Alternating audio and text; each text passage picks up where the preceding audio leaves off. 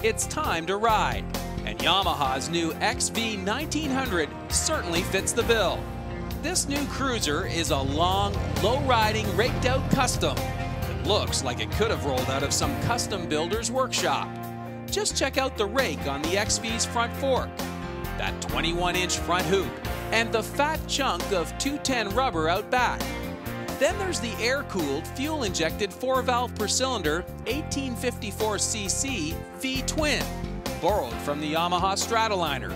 The 2-into-1-into-2 chrome pipes. Carbon fiber belt drive. I mean, seriously, it's got the goods.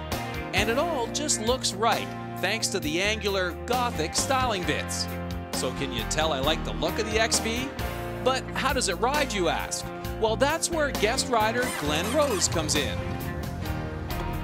Well, Glen, this is a brand new model for Yamaha. They're quite proud of what they've done here. And I know when my first impression when I saw it was, wow, they've really gone for that one classic kind of low rider cruiser look. What was your first impression? Same thing. It definitely is a production bike that looks like a custom chopper. You can see it custom inspired.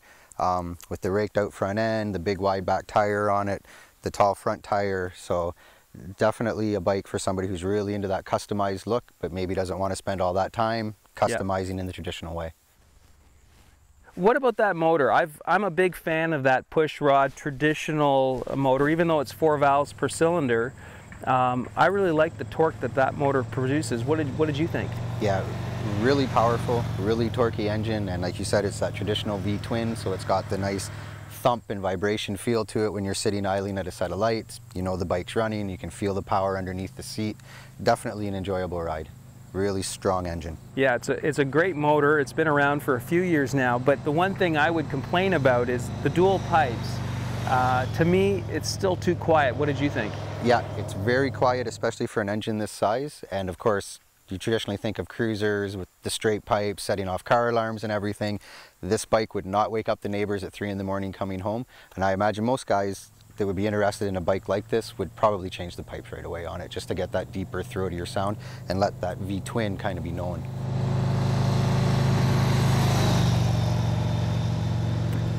It's got a real long throw in terms of the shifter. And it's a brand new motorcycle, so sometimes you find those to be a little notchy and sticky. What was the transmission like? Transmission on this bike was amazing. That was probably one of the things that hit me the first, was how smooth you can shift up through the gears and back down again. Yep. And with the size of the engine and the way everything's set up, every gear has tons of power right through the entire range. So you're not hitting 5th gear until you're like well out on the highway and cruising along. How about those front brakes? You've got dual discs up front. They look pretty close to sport bike spec. I'd say those are like 296, 298. How did it stop? That's how I would describe the front brakes. They feel like they're right off of a sport bike. You touch that lever and you're getting braking power right away. I was really impressed with the brakes on the bike. Yep. Really strong. Were you able to mess around with the rear brake at all? Yeah. Not quite as much stopping power, but still more than adequate for the bike. So because I'm a cruiser touring kind of guy, I'm always on the back brake more than I'm on the front brakes, and found it no problem whatsoever.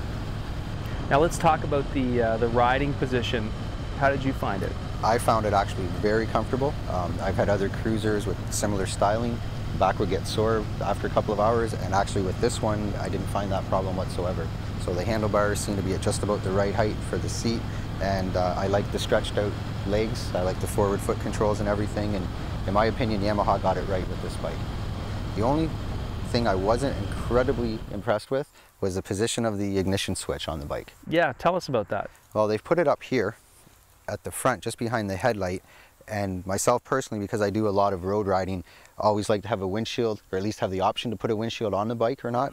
And with this position here, I think it'd be very hard to mount either a fork mounted windshield, and you couldn't mount a handlebar mounted windshield and still have access to the ignition switch. Clearly Yamaha has gone and given a nod to Milwaukee in terms of the styling, but they have made it their own, right down to this little cutout. And there's some other interesting sort of angles and lines to this motorcycle. Overall though, what did you think of the fit and finish, the paint and the quality of the chrome? I really liked it. I think the paint has a really nice deep luster to it. It's got that classic customized accessories look to the paint job. Again, like you said, definitely giving the nod to Milwaukee, but still maintaining that Japanese Yamaha difference. So who would you recommend this bike to? Definitely to experienced riders. It's got a lot of power, a lot of torque. You wouldn't want to get on it and crack the throttle unless you know how to sit on a motorcycle. Right. Guys that obviously that enjoy cruising, maybe not into really long road tours, lack of storage space, no saddlebags or anything like that on it, but definitely experienced riders who are looking for that real classic V-twin, here's my bike type of approach. Well, Glenn, you did a fabulous job, and I hope you enjoyed your time in the saddle. I did. Thank you very much. We had a bit of a nasty day weather-wise today, but we're still able to ride in the dry, so let's get back out there and we'll do a little more riding. Sounds good. Thanks, Glenn. Good job.